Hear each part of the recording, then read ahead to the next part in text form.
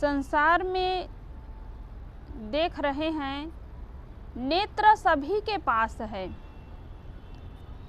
और आज सुविधा भी मिल गई है।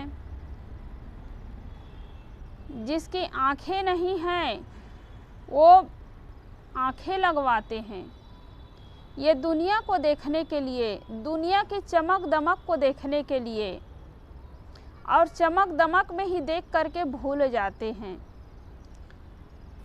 तो सबके पास आंखें हैं दुनिया को देखने के लिए, दुनिया की चमक दमक को देखने के लिए, और जिनकी आंखें नहीं हैं वो डॉक्टर के पास जा कर के आंखें लगवा रहे हैं ये संसार को देखने के लिए।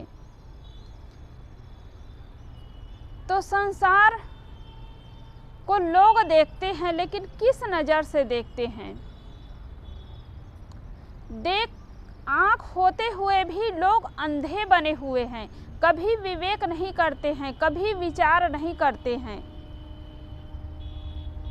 तो बाहर के चर्म नेत्र तो खुले हुए हैं, बाहर के नेत्रों से तो लोग देखते हैं, लेकिन अंदर के जो विवेक है, जो विचार है, वो आंखें बंद है।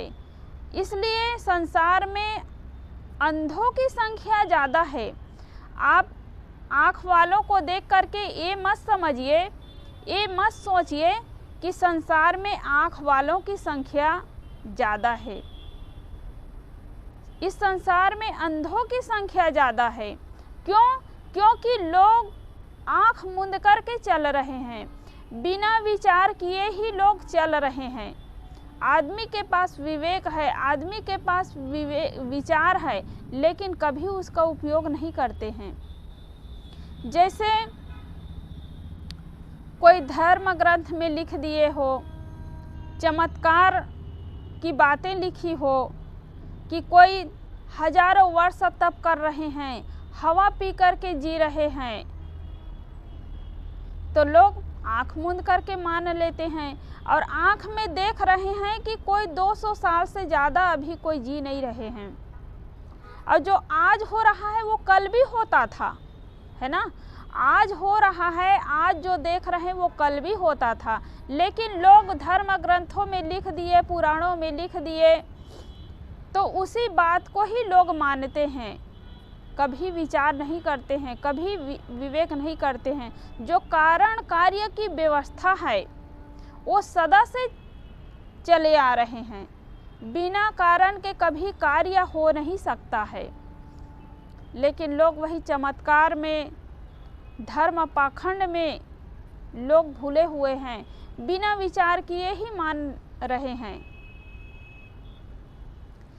तो आँख होते हुए भी आदमी अंधे बने हुए हैं, क्योंकि वो कभी विवेक नहीं करता है, कभी विचार नहीं करता, आँख मूंद कर ही चले जा रहे हैं।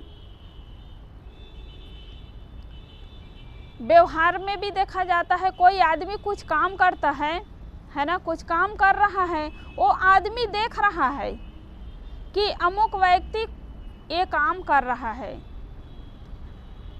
हमारी माता बहनें भी किसी के यहाँ जाती है, देखती है कि पड़ोसी जो है चावल फटकने का काम कर रहा है, चावल कर रही है, चावल साफ कर रही है, या कोई काम में लगी हुई है, लेकिन वो देखते हैं और कहे कि आप क्या कर रही हो, किसी के यहाँ जाएगी तो क्या कर रही हो, क्या काम कर रही हो। मतलब एक आदमी का स्वभाव बन जाता है, एक आदत बन जाती है। तो लोग कभी सोचते नहीं हैं, कभी विचार नहीं करते हैं। एक बार राजा अकबर के दरबार में सभा लगी हुई थी। सभा में बड़े बड़े विद्वान लोग बैठे हुए थे। तो अकबर ने प्रश्न किया कि इस संसार में अंधों की संख्या ज़्यादा है कि आँख वालों की संख्या ज़्यादा है? तो सभी ने कहा कि संसार में आँख वालों की संख्या ज़्यादा है, अंधों की संख्या कम है। अंधे तो कोई गिने चुने होते हैं। तब बीरबल ने कहा कि जहाँ पना इस संसार में अंधों की संख्या ज़्यादा है, आँख वालों की संख्या कम है। तो अकबर ने कहा कि बीरबल, तुम कैसे कहते हो कि आँख वालों की संख्या कम है और अंधों की संख्या ज़्यादा है? इस दरबार में ही देख लो, यहाँ पर जितने बैठे हुए हैं सब आँख वाले बैठे हुए हैं, अंधे कौन हैं? और अंधे तो कोई कोई होते हैं, संख्या बहुत कम होती है। तो बीरबल ने कहा कि नहीं हुजूर, इस संसार में अंधों की संख्या ज़्यादा है। तब अकबर ने कहा कि अच्छा, तुम कहते हो कि अंधों की संख्या ज़्यादा है तो तुम सिद्ध करके दिखाओ। तो बीरबल ने क्या किया, फिर 1 महीने की छुट्टी लेकर के अपना घर चला गया और फिर क्या किया कि एक चौराहे पर बैठ करके रस्सी बटने का काम किया। रस्सी बटने का काम कर रहे थे। सब लोग जानते हैं कि इतने बड़े राजा के मंत्री हैं बीरबल, राजा अकबर के मंत्री है, सब लोग पहचानते थे। तो जो भी उस रास्ते से गुजरते थे, है ना, जो भी उस रास्ते से गुजरते थे तो कहते थे कि अकबर, तुम क्या कर रहे हो? तो अकबर पेन और कॉपी ले करके बैठे हुए थे, लिख लेते थे कि अमुक व्यक्ति अंधा है। कुछ बोलते नहीं है, उनके साथ कुछ बातचीत नहीं होती थी, बस लिख लेते थे कि अमुक व्यक्ति अंधा है। कोई भी व्यक्ति वहाँ से निकला तो फिर पूछते थे, क्या कर रहे हो अकबर? तो लिख लेते थे। जब राजा को पता चला कि अकबर बीरबल जो है रस्सी बटने का काम कर रहे हैं, तो राजा भी जाते हैं पास में और फिर पूछ बैठते हैं कि बीरबल, तुम ये क्या कर रहे हो? तो लिख लेते हैं कि हुजूर साहब अंधा है। जब राज दरबार में वापस आते हैं